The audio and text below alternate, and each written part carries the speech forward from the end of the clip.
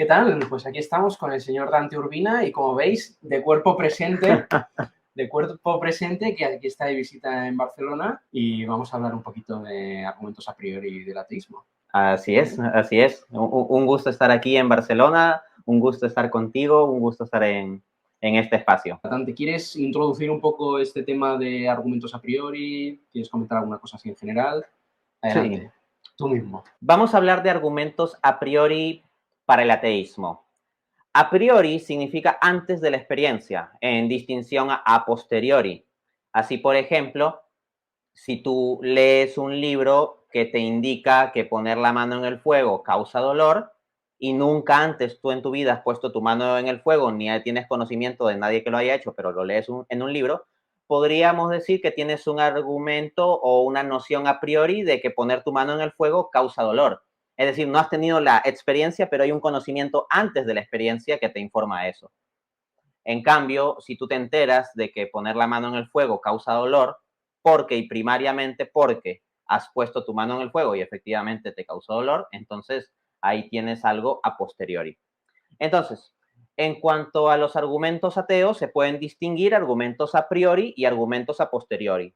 Los argumentos a priori son aquellos que toman la noción o definición de Dios con sus atributos y si hay algo en el concepto mismo de Dios, en la definición misma de lo que es Dios, que implique una contradicción insalvable o que implique un absurdo, por lo tanto, Dios no podría existir.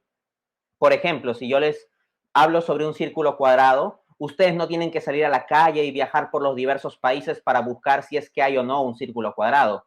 El solo hecho de que ustedes entiendan la noción de círculo y la noción de cuadrado lleva a que a priori, sin necesidad de que ustedes vayan a buscar figuras geométricas en internet o en la calle, ustedes saben que la noción de un círculo cuadrado es absurdo. Entonces los argumentos a priori para el ateísmo básicamente se estructuran como tomar un atributo de Dios, otro atributo, y en virtud de ello tratar de mostrar que hay una contradicción y que por lo tanto no puede existir un ser que tenga tales atributos. O también pueden tomar un solo atributo y tratar de llevarlo supuestamente a sus consecuencias lógicas. La paradoja de la omnipotencia, por ejemplo, que hemos comentado bastante entre los dos y que está en el canal principal de Enric desarrollado, incluido nuestra colaboración al respecto, es un ejemplo de argumento a priori. En cambio, un argumento a posteriori es aquel que surge después de la experiencia. Así, por ejemplo, el principal, creo, sería el problema del mal. O sea, uno nace, crece, diría se reproduce y muere, pero no, nace, crece y sufre. Entonces uno se encuentra con el sufrimiento en su vida, sea creyente, sea ateo, y eventualmente surge la pregunta, a veces como grito, ¿no? ¿Cómo un Dios bueno puede existir y permitir la existencia del mal en el mundo? Entonces esta es una objeción a posteriori porque surge de nuestra experiencia. A mí me genera como, bueno, yo creo que si realmente hay un argumento, o sea que la argumentación a priori es una vía muy atractiva para el ateísmo, ¿no? Porque efectivamente, como decías, si el concepto de algo incluye contradicción, eso es motivo más que suficiente para saber que no existe en ninguna parte, ¿no? De hecho, me acuerdo una vez alguien me comentó en YouTube, me decía, la lógica no puede decirnos nada sobre el mundo, ¿no? Y yo pensaba, hombre, a ver, por lógica, sabes que no hay círculos cuadrados en Júpiter, ¿no?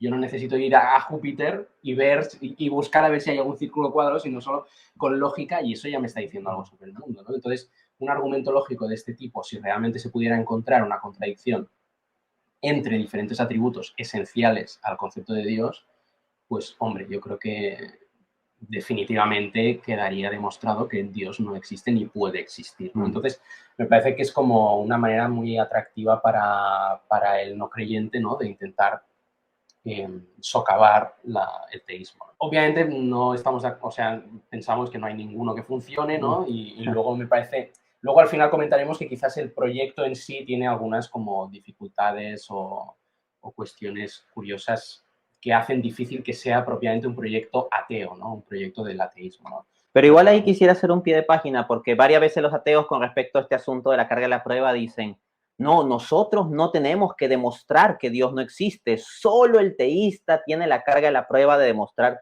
que Dios sí existe. Bueno, la sola existencia de argumentos a priori contra la existencia de Dios es muestra de que lo que dicen ahí es falso. O sea, no es que sea imposible, es factible al menos formular, por más de que no sean exitosos, pero es factible formular argumentos contra la existencia de Dios mismo. Así que el ateo también tiene la posibilidad de ofrecer argumentos. Que no tengan que ofrecer en la práctica varios de ellos, ese es otro asunto, pero de que técnicamente se puede construir ese tipo de argumentos, sí, se podría. O sea, por principio se puede. Fácticamente no se puede porque el teísmo es verdad, ¿no? Entonces no puedes demostrar lo que es falso, ¿no? Pero esto obviamente lo decimos nosotros como teístas convencidos, ¿no? Pero en principio, o sea, si Dios no existe, se tendría que poder demostrar o probar o argumentar de manera razonable, ¿no? Y una manera de hacerlo es por medio de argumentación a priori. Así que nada, si te parece, empezamos directamente. Vamos. 3 argumentos a priori del ateísmo, ¿vale? Vamos a hacer 3, que es como el número mágico, va muy bien para YouTube y para todas partes. Así que nada, empezamos con un argumento de Leonard Peikoff, que aparece en su segunda conferencia de la filosofía del objetivismo, que es el problema de la infinitud, ¿no? Y básicamente viene a decir que si Dios existe y Dios es infinito, ¿no? O sea, la infinitud es un atributo divino clásico que le atribuimos a la divinidad en el teísmo clásico y tal, pero Dios no es ni puede ser infinito y el razonamiento para justificar esto es que nada puede ser infinito por la ley de la identidad, ¿no? Porque un ser es lo que es y no es lo que no es. Por tanto, Dios, al ser esto y no aquello, ¿no? Al ser una cosa, Dios, y no cualquier otra, al distinguirse de otros seres, pues está limitado, es finito en cuanto al ser y por tanto no puede ser infinito, ergo Dios no existe, ¿no? Entonces, ¿cómo responderías a este argumento a priori de Leonard Peikoff? Normalmente los argumentos a priori para la existencia de Dios se suelen responder del siguiente modo. Muchas veces va a bastar con definir correctamente el atributo para hacer que explote el argumento. Otras veces va a haber que profundizar en la comprensión del atributo apelando también a otros atributos, porque los atributos de Dios están relacionados o unidos, o para los que afirmamos la simplicidad divina desde el teísmo clásico, se identifican en realidad. Entonces, cuando hablamos de la infinitud de Dios, no es como decir que Dios lo es todo en un sentido no cualificado, ¿no? Porque con esa lógica hasta vamos a decir que esta computadora es Dios y que el gato es Dios porque Dios es todo, ¿no? Y hay un montón de memes tontos ateos que apelan a esa premisa de que Dios es todo sin cualificar. Entonces hay que entender en qué sentido el teísmo clásico proclama que Dios es infinito.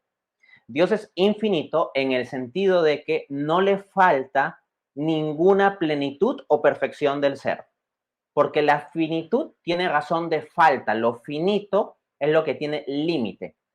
Y como Dios no tiene ninguna limitación o acotación en su plenitud del ser, sino que Él es esencialmente la plenitud del ser misma, por lo tanto se sigue que Él es infinito. Es decir, la infinitud de Dios se da en tanto Él no le falta nada de plenitud del ser. Ahora bien, el ser concreto del gato, el ser concreto de la piedra, no implica de por sí plenitud del ser. Por ejemplo, el ser del gato o el ser de la piedra están circunscritos a lo material y eso ya de por sí es una limitación e imperfección. Entonces, hay que aquí atender a dos atributos divinos para entender bien esta cuestión. La trascendencia y la inmanencia, y con eso cierro, ¿no? En cuanto a la trascendencia, hay que entender que Dios es trascendente al mundo, es trascendente al universo, la naturaleza, lo creado, como quieras llamarle. Está, por decirlo así, en otro nivel u otro orden de ser. Y en el orden de ser propio de Dios, absolutamente nada le falta. Entonces, por la trascendencia divina, y este es el ejemplo que ponía Santo Tomás al respecto, si pudiésemos pensar en una blancura trascendente que tenga en sí la plenitud absoluta de blancura y nada le falte la blancura, podríamos decir que ese algo es infinitamente blanco, sin tener que apelar a ninguna relación de que se combine con las cosas blancas de nuestra experiencia concreta, como por ejemplo, no sé, la leche en un vaso o algo por el estilo, ¿no? Y luego el tema de la inmanencia. Todos los seres que son en virtud de Dios, porque Dios los sustenta en el ser. Dios por su trascendencia se distingue de todos los demás seres, pero por su inmanencia sostiene a todos ellos en el ser y todo lo que estos tienen de ser lo tienen en virtud de Dios. De hecho, desde un marco teológico cristiano podríamos seguir Hechos 17:28, donde el apóstol Pablo, citando a filósofos griegos o pensadores griegos, dice, en él somos, nos movemos y existimos. Entonces, todas estas cosas finitas, al menos en lo que tienen de ser, en lo que tienen de perfección están sustentados ontológicamente por Dios y no son, por lo tanto, algo que se limite o que limite u oponga a la perfección ontológica de Dios mismo. Totalmente. O sea, básicamente la idea es que esto es una falacia de equivocación, ¿no? Porque infinito no se está utilizando de la misma manera en la primera premisa y en la segunda. O sea, en la primera premisa estamos diciendo que Dios es infinito en un sentido muy concreto, que es el que has explicado tú, ¿no? Que es ilimitado con respecto al ser, etcétera, etcétera. Y en la segunda premisa está diciendo que Dios no es infinito en otro sentido completamente distinto, que es el que dice él, ¿no? Entonces, ahí hay una equivocación y, por tanto, el argumento no se sigue, ¿no?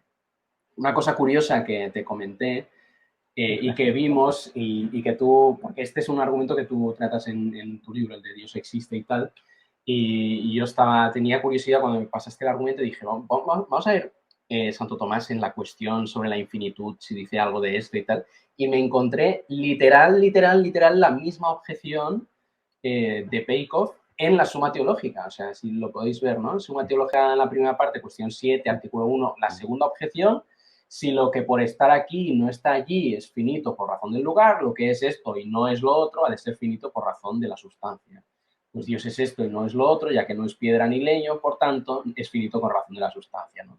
Y la respuesta que da es básicamente lo que decíamos nosotros, ¿no? Es decir, aclarar qué es lo que queremos decir por infinito, que por infinito no queremos decir que tenga que ser todas las cosas, ¿no? Sino que no tiene limitación con respecto al ser porque el ser lo tiene por esencia, ¿no? Así que no sé, o sea que esa objeción ya estaba como en Santo Tomás, ¿no? Sí, Sí, me pareció como curioso eso. hay una cantidad enorme de objeciones que ya se encuentran en Santo Tomás. Hay muchos que hoy en día, como muy listos, plantean ciertas objeciones al teísmo clásico o a la existencia de Dios. Y cuando uno lea la Suma Teológica, especialmente la parte primera, desde la cuestión 3 a la cuestión 25, varias de esas objeciones al teísmo clásico y que hoy en día se publican en papers como muy innovadoras, ya fueron formuladas y respondidas por Santo Tomás. Para contar brevemente alguna experiencia, me pasaban en el año 2020 el link de un paper que se había publicado con un nuevo argumento contra el teísmo clásico y revisé el abstract del paper y dije, esto me suena conocido. Revisé Santo Tomás y la esencia de esa objeción ya estaba en Santo Tomás como objeción y respondida. A su vez, en una ocasión yo me encontré en un foro de internet unas objeciones muy interesantes contra una doctrina teológica y de repente me dije, estas objeciones están como fuertes. Y eso que soy entrenado en teología y todo eso. Y de repente vi una parte de una de esas objeciones que me sonó conocida, revisé y resulta que era alguien que estaba poniendo todas las objeciones que Santo Tomás ponía esa doctrina teológica en la suma, pero no citaba nunca a Tomás, ¿no? Sí, una cosa que me gustaría hacer como así en el futuro, o que creo que alguien tendría que hacer, es como una recopilación de argumentos contemporáneos que Santo Tomás y los escolásticos ya habían contestado, ¿no?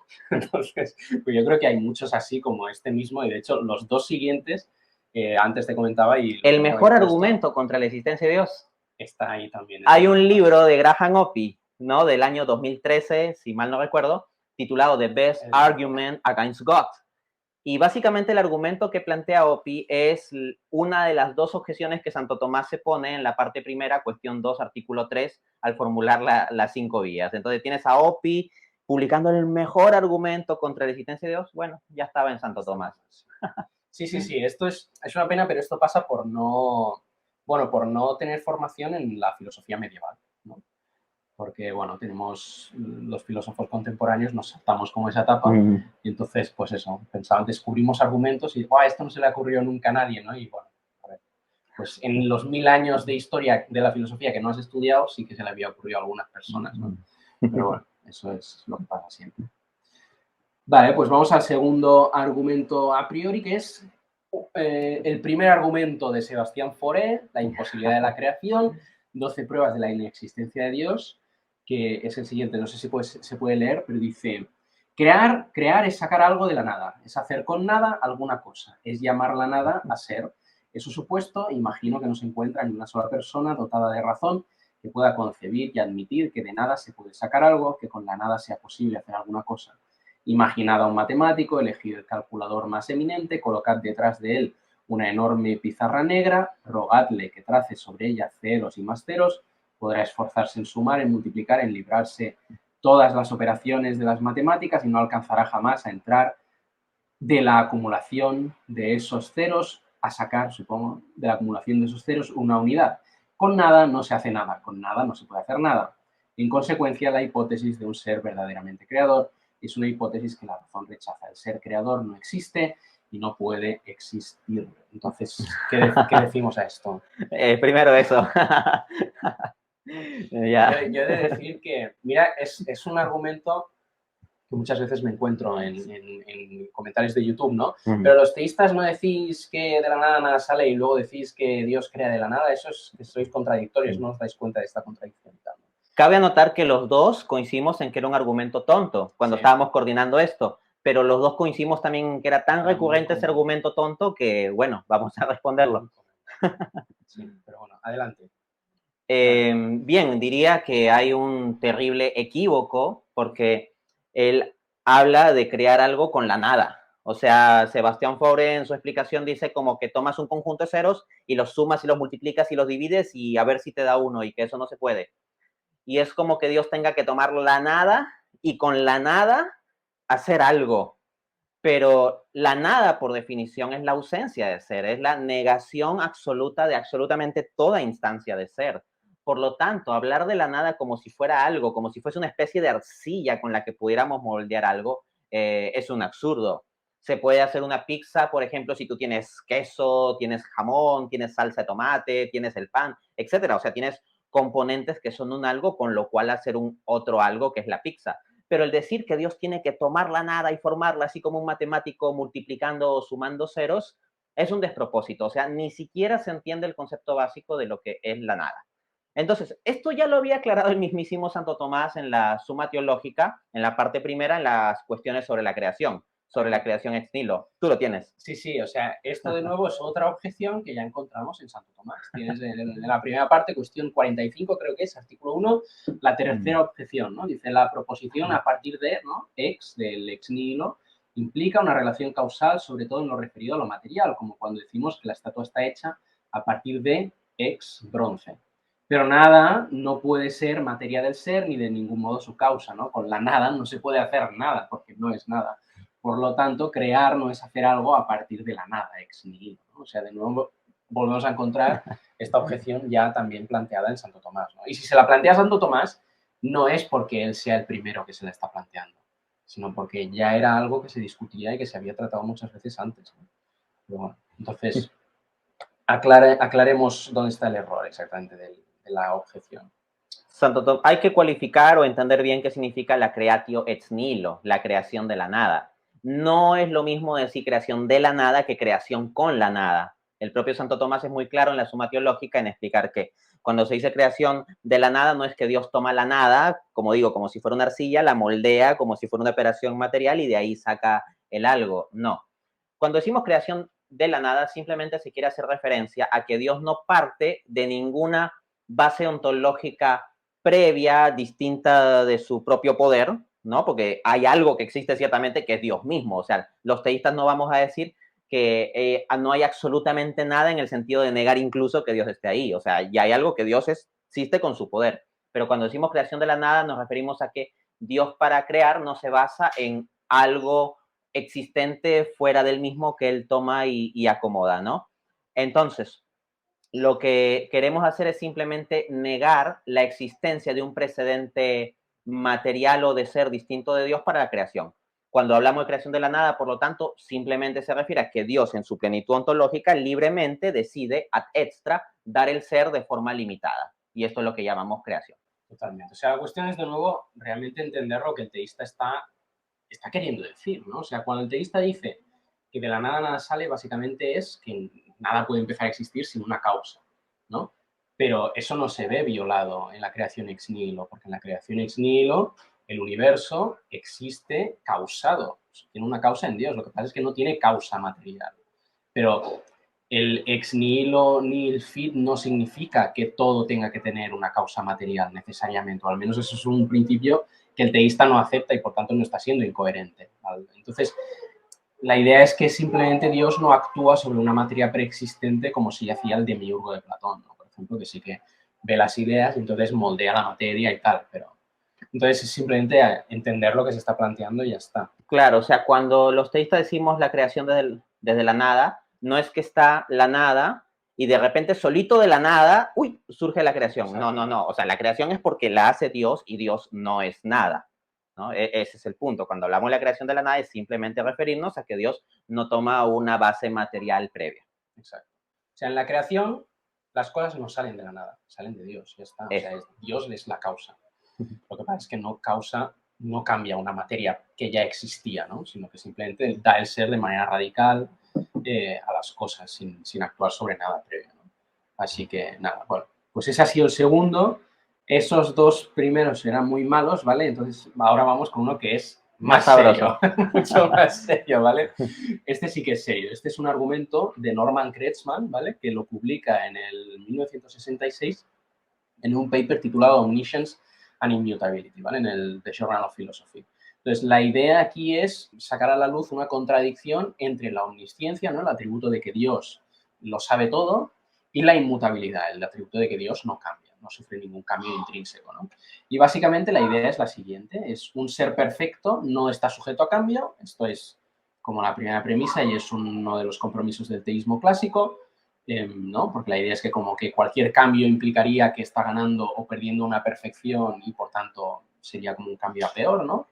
O en cualquier caso, si cambia, es que no es puramente actual, sino que es mezcla de acto y potencia y tiene potencias que se actualizan y tal. Segunda premisa, un ser perfecto lo sabe todo, también es un compromiso del teísmo clásico. Tercera premisa, un ser que lo sabe todo siempre sabe qué hora es, que parece bastante evidente, ¿no? Que un ser que lo sabe todo tendría que saber siempre qué hora es. La cuarta premisa, un ser que siempre sabe qué hora es, está sujeto a cambio, ¿no? Porque conocer el cambio de algo, ¿no? Porque la hora va cambiando. Entonces, conocer el cambio de algo es primero conocer que son las 6:51, ¿no? Aquí en España, y de aquí a un minuto conocer que son las 6:52. Pues eso, ha habido un cambio en tu conocimiento, ¿no? Porque primero has conocido que P y luego has conocido que no P, ¿no? O has conocido que K, otra cosa distinta. Por tanto, ahí hay un cambio. Es decir, un ser que siempre sabe qué hora es, está sujeto a cambio. Un ser perfecto se sigue que está sujeto a cambio, un ser perfecto no es perfecto, ergo, por reducción al absurdo, ¿no? Pues no existe un ser perfecto, ¿no? Entonces, no sé si quieres comentar alguna cosa en general y luego podemos comentar más como diferentes opciones que se le podría Yo creo plantear que a este podríamos argumento. comenzar comentando, y ahí te lo paso a ti, Vale. el contexto del argumento. Y voy a decir algo muy pequeño. Este argumento es un argumento en principio más serio, más elaborado, claro está, pero el que lo elabora, pues hace una elaboración respecto al argumento, que nos comentarás. ¿Cómo, a qué te estás refiriendo ahora? O sea que él no deja el argumento simplemente ahí. No, no, claro. Sí, esto es interesante porque, o sea, lo que a veces quizás o lo que yo me he encontrado con este argumento en Internet es que se suele decir, mirad, este argumento de Norman Kretschmann en contra del teísmo y tal, y ya está, ¿no? Pero resulta que Norman Kretschmann responde al argumento en otro paper, ¿no? O sea, en un paper que tiene con Eleanor Stamp, que se titula Eternity, que es un paper muy clásico dentro de la filosofía de la religión, muy complejo, pero del 1981, o sea, casi, ¿qué son? Casi, 4 décadas.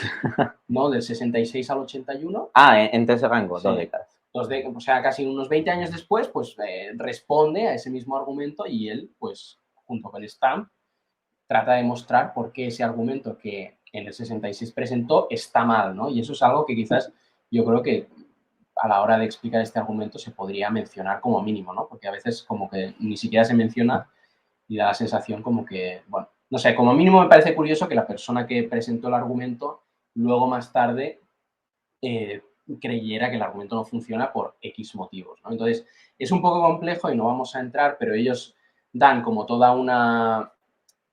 un desarrollo. Si podéis leer este paper, o quizás otro día puedo invitar a Agustín Echavarría a que lo explique, porque seguro que lo va a explicar muchísimo mejor que tú y que yo. Entonces, ellos hacen todo un desarrollo de lo que significa la eternidad, ¿no? Y entonces, en base a ese desarrollo, dicen que la tercera premisa, ¿no? La idea de que un ser que lo sabe todo siempre sabe qué hora es, admite múltiples interpretaciones, ¿no? Porque podría ser, por ejemplo, un ser que lo sabe todo siempre sabe en el presente temporal qué hora es en el presente temporal, y esto no se corresponde con el teísmo clásico, sino que se correspondería con un dios temporal, ¿no? Que estuviera en el tiempo y conociera las cosas en el tiempo. Se puede interpretar como un ser que lo sabe todo siempre sabe en el presente eterno qué hora es en el presente temporal, y entonces esto sí que se correspondería con lo que dice el teísmo clásico, pero si se interpreta de esta manera, la premisa 4 no se sigue, ¿sí? No hay cambio, porque lo está conociendo todo en el presente eterno, ¿no? No en el presente temporal. Y luego otras dos interpretaciones que ellos descartan y tal, ¿no? Pero bueno, esto simplemente como que lo menciono como, bueno, como una cosa a explorar, ¿no? Como mínimo me parece interesante explorar cuál es la respuesta que la persona que se inventó el argumento, entre comillas, porque tampoco se lo inventó él, ¿no? Como ahora enseñaremos, pues cuál es la respuesta que él pensó que era la respuesta válida, ¿no?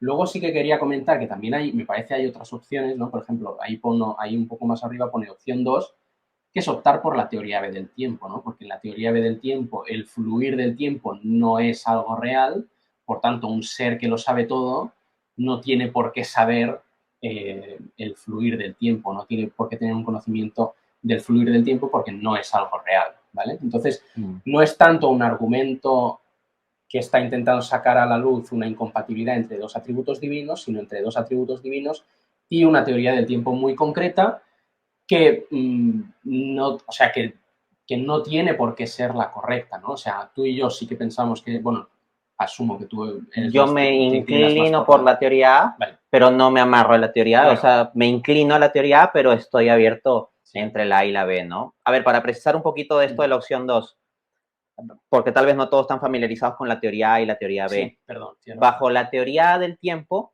hay un transcurrir objetivo del tiempo, de tal modo que el pasado objetivamente está antes del presente, pero no solo eso, sino que el pasado va dejando de existir y el presente es lo que existe, pero ese presente se convertirá en pasado. Exacto. Y así sucesivamente, hay ¿no? un fluir del tiempo que es real.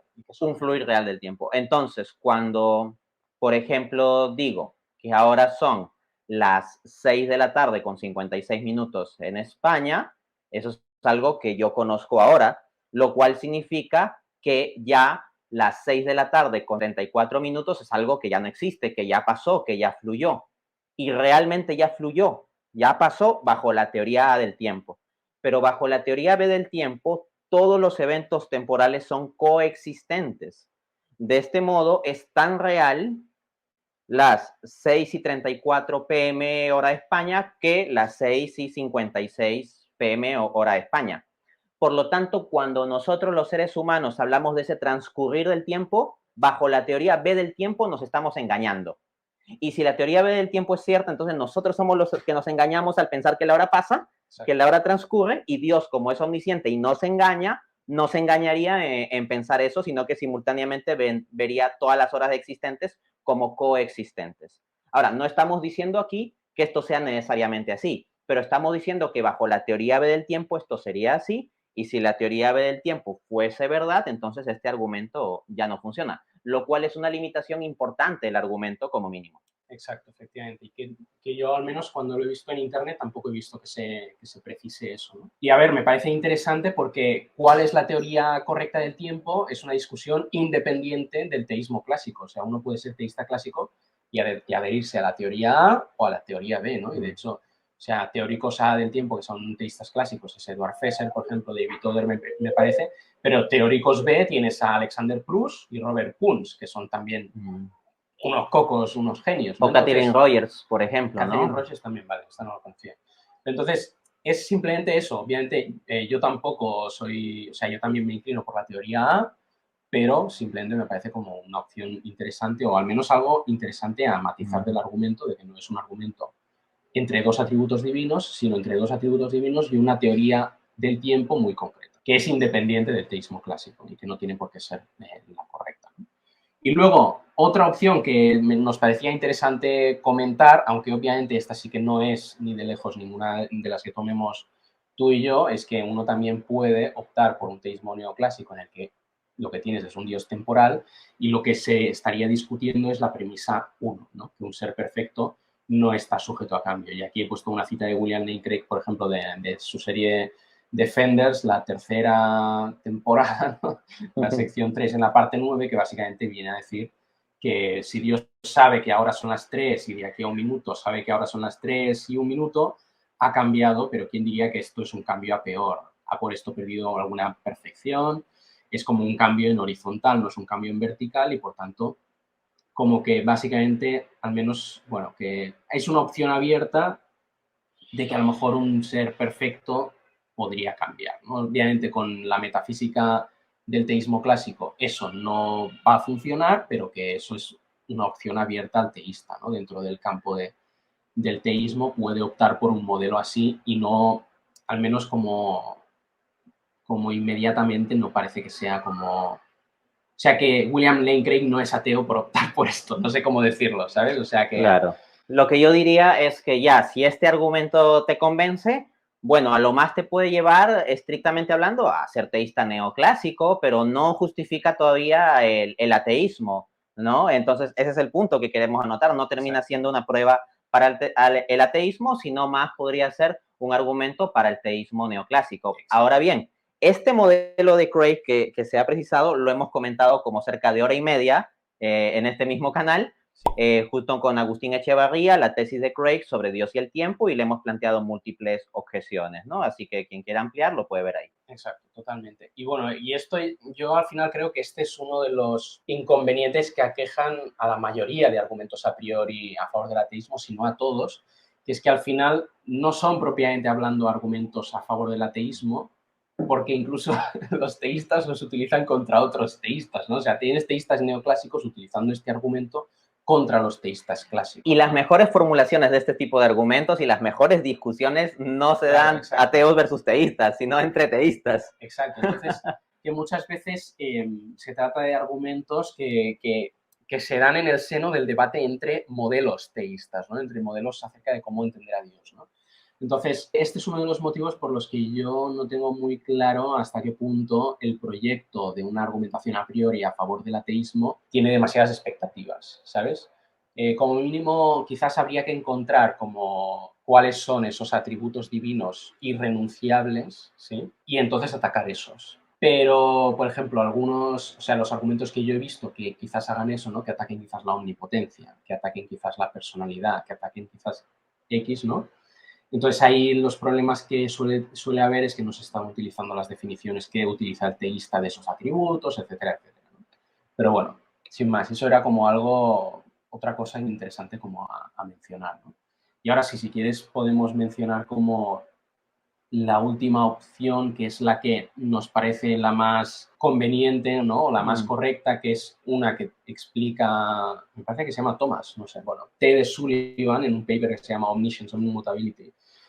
Omnisciencia e inmutabilidad y el modo de conocer, el modo divino de conocer, ¿no? Publicado en el 91 en Faith and Philosophy, que básicamente lo que hace es recuperar la respuesta de Santo Tomás a esta objeción, porque sí, amigos míos, esta objeción también está en Santo Tomás, en la Suma Teológica, prima pars, cuestión 14, artículo 15, la tercera objeción dice... Léelo en latín. En latín, preterea Deus scibit Christum. No.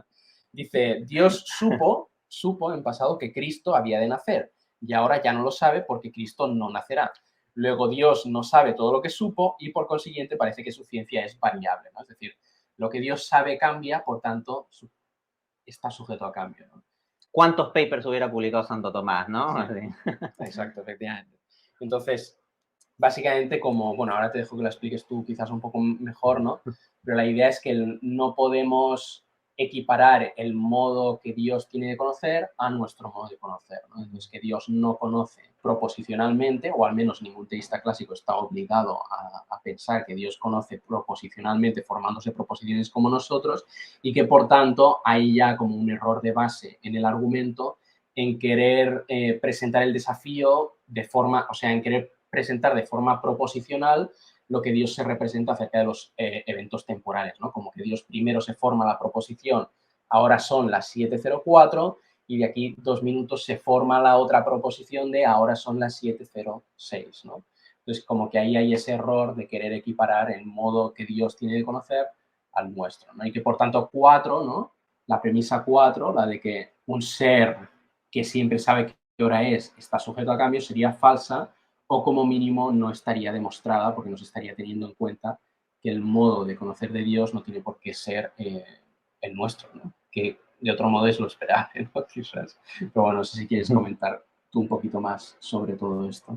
Exacto, o sea, un grave, grave problema de este tipo de argumentos que cuestionan el teísmo clásico es que asumen un univocismo ontológico. Univocismo ontológico significa poner en el mismo nivel y modo de ser a Dios y a las criaturas. Simplemente Dios sería el máximo dentro de ese mismo nivel, pero no es que esté a otro nivel. En cambio, en el teísmo neoclásico, en el teísmo clásico se habla de niveles, de ser o de instancias de ser, o sea que Dios está en otro modo o en otro nivel de ser o en otra forma de ser. De aquí se sigue que el modo de conocer de Dios no tiene que ser como nuestro modo de conocer.